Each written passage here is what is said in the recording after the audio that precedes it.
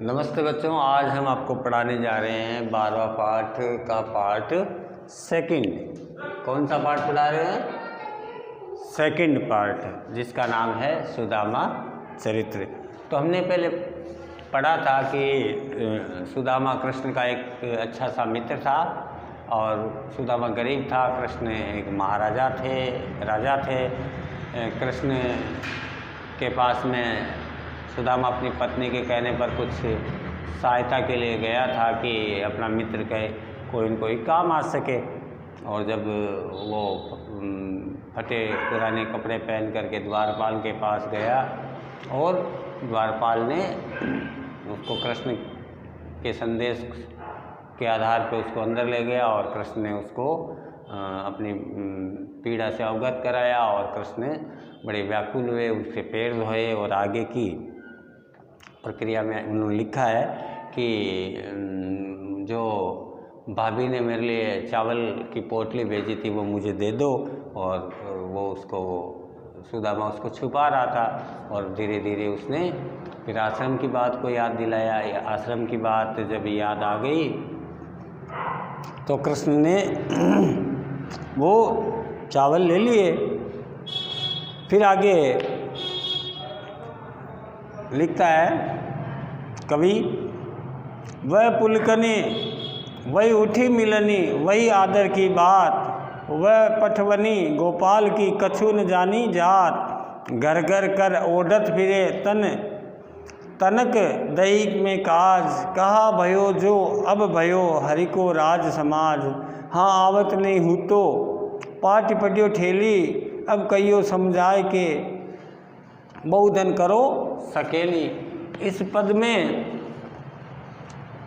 हिंदी साहित्य की भक्तिकालीन सगुण कृष्ण भक्ति शाखा के कवि नरोत्तम दास जी कहते हैं कि सुदामा चरित्र में कृष्ण के द्वारा उन्हें खाली हाथ विदा करने के कारण उसकी पत्नी और कृष्ण के प्रति नाराज़गी व्यक्त की है।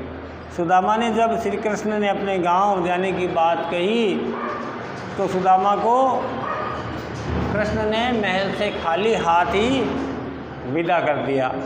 अब श्री कृष्ण के इस व्यवहार से सुदामा श्री कृष्ण के मन में जो खींचते जा रहे थे, वे मार्ग में सोच रहे थे कि मेरी पत्नी ने तो कुछ सहायता प्राप्त करने के लिए कहा था और कृष्ण ने मुझे ऐसे ही भेज दिया। राजा होने के बावजूद भी उसने मेरी कोई प्रकार से क्या नहीं की, मदद नहीं की। कहाँ तो उनका वह पुलकित होना, उठकर मिलना और बड़े आदर के साथ मेरे पैर धोना, लेकिन वापस उन्होंने मुझे खाली हाथ ही भेज दिया। ये सारी बातें उसके समझ में नहीं आई। अब द्वारिका का राजा बन गया है और कृष्ण को जरा सी दही के लिए हाथ फैलाया फिरता था। जो कभी खुद मांगा करता था वह खुद को क्या कुछ दे सकता है। यानी वो कृष्ण के अपने दोस्त कृष्ण के प्रति सुदामा ये सोच रहा है कि मुझे चोर कह रहा है कि इसने मेरे चने चुराए थे, तो खुद क्या है, खुद भी तो चोर था, खुद ने भी तो दही की हंडिया फोड़ फोड़ के चुरा चुरा के खाई है। इस प्रकार वो सोचता हुआ आगे बढ़ रहा था। सुदामा मन ही मन खिन्न हो रहा था, पछता रहा था कि अब मैं जाकर के अपनी पत्नी को क्या जवाब दूंगा कि मैं मेरे दोस्त कृष्ण से मिल के आया जो कि एक राजा था और उसने मुझे तनिक भी सहायता नहीं की। वह पत्नी की हट के सामने झुक गए और वहाँ कृष्ण के पास चले आए। अब घर पहुंचकर उसने सोचा कि न उसको कुछ संपत्ति दी, न उसको कुछ धन दिया, उसे संभाल कर रखो, इधर उधर न हो जाए। मुझे नसीहतें तो बहुत देती कि अपने पास जो धन होता है उसको संभाल कर रखना चाहिए, कहीं खो न जाए।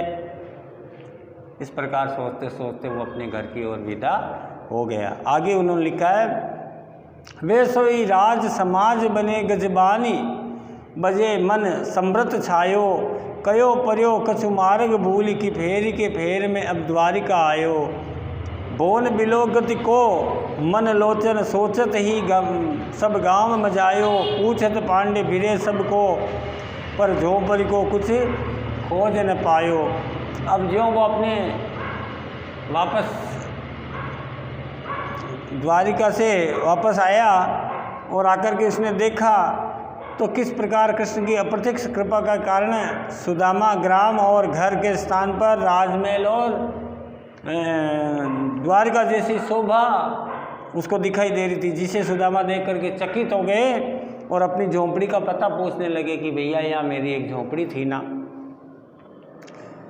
यानी कहने का मतलब है द्वारिका से खाली हाथ और कृष्ण से नाराज होकर के सुदामा जब अपने गांव आए तो वहाँ देख करके आश्चर्यचकित रह गए कि वहाँ तो झोंपड़ी की जगह क्या बन गया, महल।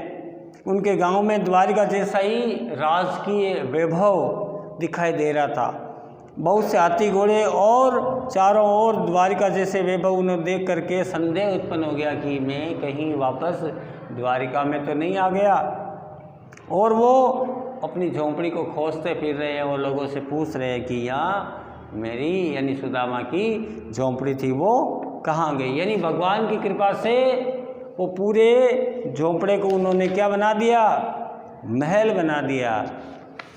अब आगे उन्होंने लिखा है कि केवल टूट की छान हती कई कंचन के सब धाम सुहावत के पगे में पगहीन हती कहीं के गजराज ठाड महावत भूमि कठोरी पे रात कटे कहीं कोमल सेज पे नींद न आवत के जुरे नहीं कोदो सर्वो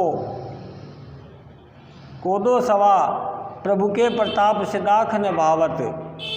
इसमें श्री कृष्ण से प्राप्त हुई संपन्नता का मनोहारिक वर्णन करते हुए नरोत्तम जी ने लिखा है कि सुदामा जब टूटी झोंपड़ी में दिन बिता रहे थे और कहाँ अब उनके सोने के महल हो गए, कहाँ उनके पास पैरों में पहनने के लिए जूती नहीं थी। आज उनके दरवाज़ों पर गजराज हाथी सज धस के खड़े हैं और महावत उनको ले जाने के लिए तैयार है। पहले तो सुदामा को रातें कठोर ज़मीन पर सो कर के बितानी पड़ती थी, अब कहाँ कोमल सी सेज उनके आई जिस पे उनको नींद नहीं आ रही है। एक समय था जब सुदामा पेट के लिए मुश्किल से मोटा अनाज जुटा पाते थे और कहाँ अब ईश्वर की कृपा से अंगूर फल भी उन्हें अच्छे नहीं लगते हैं। इस प्रकार श्री कृष्ण ने अपनी मित्रता का कर्तव्य निभाया और उन्होंने सुदामा की सहायता की। तो बच्चों इस पाठ से ये शिक्षा मिलती है कि आपका यदि बचपन का दोस्त है और किसी प्रकार की परेशानी में आ जाता है, दोनों में से एक अमीर हो जाता है एक गरीब हो जाता है, तो हमें निश्चित रूप से श्री कृष्ण की तरह ही हमें अपने मित्र की सहायता करनी चाहिए, क्योंकि समय कब किसका कैसा हो जाए पता नहीं चलता। तो हम किसी न किसी की सहायता किए हुए होंगे तो आने वाले समय में ईश्वर हमारी भी सहायता करेगा। इसके जो शब्दार्थ है वो मैंने लिख तो दिए और आपको भी अपनी किताब में देख करके याद करने पड़ेंगे। और इसके कुछ प्रश्न बच्चों में आपको दे रहा हूँ जो आपको करने हैं। पहला प्रश्न लिखिए, प्रश्न नंबर 1,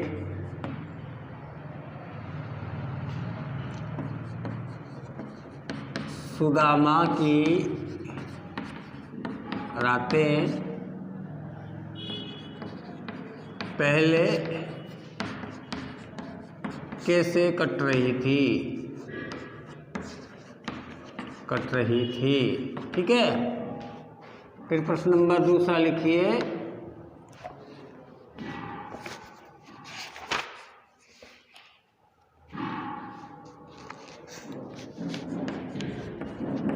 सुदामा का मन बार बार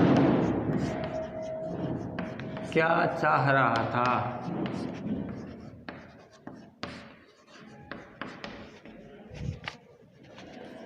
प्रश्न नंबर 3 लिखो,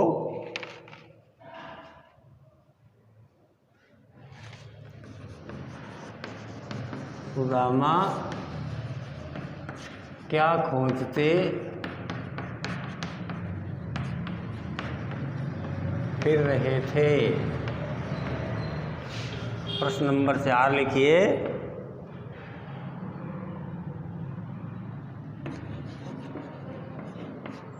कृष्ण के मुस्कुराते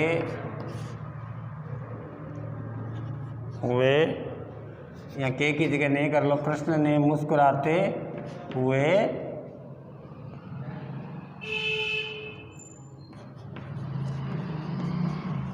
सुदामा से क्या कहा।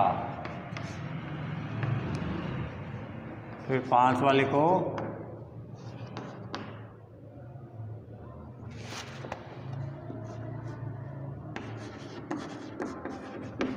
सुदामा की पत्नी ने कृष्ण के लिए भेंट स्वरूप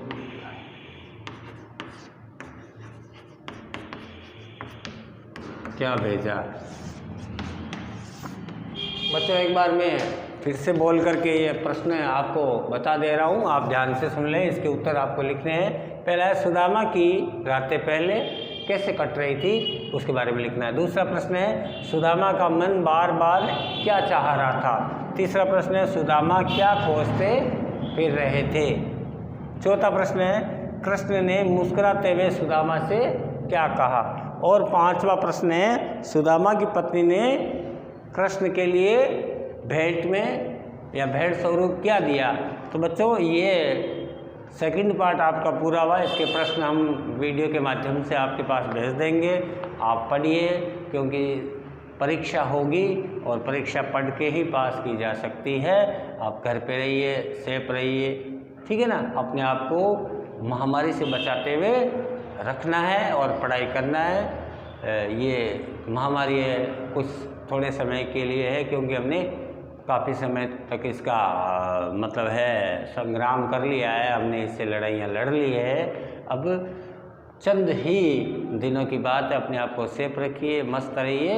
और ये प्रश्न आपको करने हैं, इसके बाकी के प्रश्न हैं हम आपको वीडियो के माध्यम से या फ़ोटो के माध्यम से भेज देंगे, आप कर लें।